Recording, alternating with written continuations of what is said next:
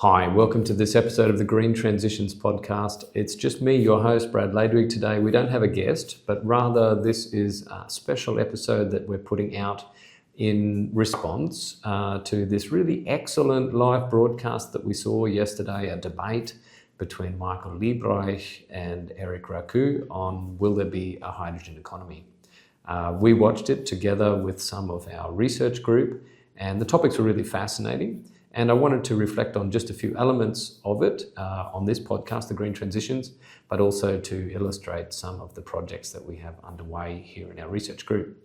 The first one was a point raised by Michael, which was about the huge quantities of hydrogen that we produce today all around the world, grey hydrogen made predominantly by steam methane reforming, that's used in industry. It's used to make ammonia, it's used in the petrochemical industry, it's used in other manufacturing and processing sectors.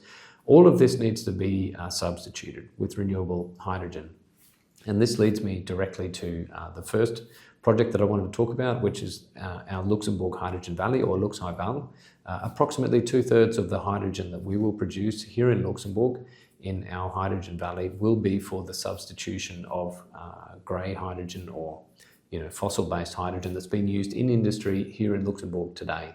So I totally agree that one of the very first and important sectors for us to focus on in a hydrogen economy is nothing new in the hydrogen economy. It's something that already exists, but it's important that we transition away from that fossil-based hydrogen to renewable hydrogen.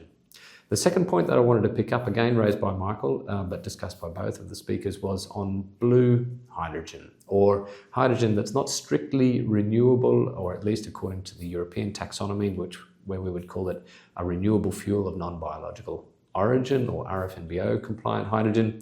We also think this is a really important transition or a step that we need to follow in our decarbonisation pathway. And again, we do also focus on that in our group. So the Paul Wurth Chair is the coordinator of the European project called Highway, Hydrogen from Waste. This involves many partners from all around the world. You can look on our website, have a look at the website in the show notes.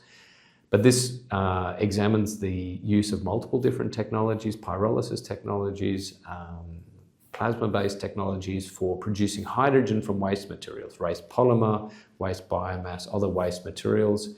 Of course, this is a way to make hydrogen. It's not strictly green or renewable hydrogen, but it is hydrogen that is low carbon hydrogen, and it has the additional advantage that you often produce valuable carbon-based materials as a byproduct when you follow these processes. So we do think that not every new molecule of hydrogen that needs to be created has to be strictly green or renewable or RFNBO compliant hydrogen. Blue hydrogen made from potentially fossil fuels with carbon capture, or made from other resources using more novel technologies like pyrolysis or plasma-based processing, will have an important role to play.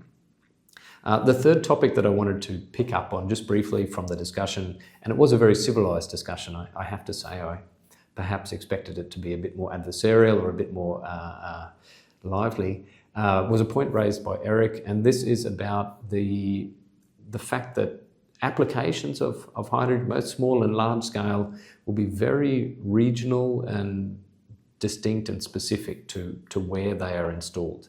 So I think both speakers agreed at the end that it's not about picking winners and losers, although you don't want to be backing a losing technology or a losing application. But there will be certain locations, there will be certain applications, there will be certain jurisdictions with particular regulations or subsidies or taxes where applications involving green hydrogen or renewable hydrogen do make a lot of sense. And in other places in the world, they don't. So for that reason, we do look in particular at not just direct production of hydrogen and use of hydrogen, but the production of hydrogen carrier molecules. I think the two biggest ones worldwide at the moment are methanol and ammonia. And ammonia was discussed quite a bit in the talk, in the debate. And we work actively on topics relating to ammonia in our group, in the Paul Wurth Chair. The two aspects that we follow is the cracking of ammonia. So there will probably be some global scale production, transport and use of hydrogen through an ammonia pathway. And the last step in that pathway is cracking the ammonia back to hydrogen and purifying it and using it. So we have a lot of activities in the area of purification of hydrogen because we've worked for a long time on adsorbents and membranes, but we've established a very large and well instrumented and very safe reactor system where we can evaluate catalysts for cracking of ammonia in the lab. And now we've also built up a system for spray pyrolysis for the synthesis of very novel ammonia cracking catalysts. And our particular focus is on catalysts that have very low or zero critical raw material content. The second area of interest for us related to ammonia is in the direct application of ammonia.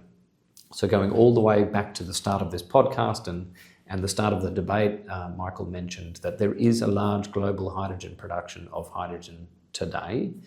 And a lot of that goes towards making ammonia, and a lot of that ammonia is then transformed into fertilizers, and we need that. But we think there are other applications of ammonia, not widespread at the moment or not done at all at the moment, that can play an important role in industrial decarbonisation.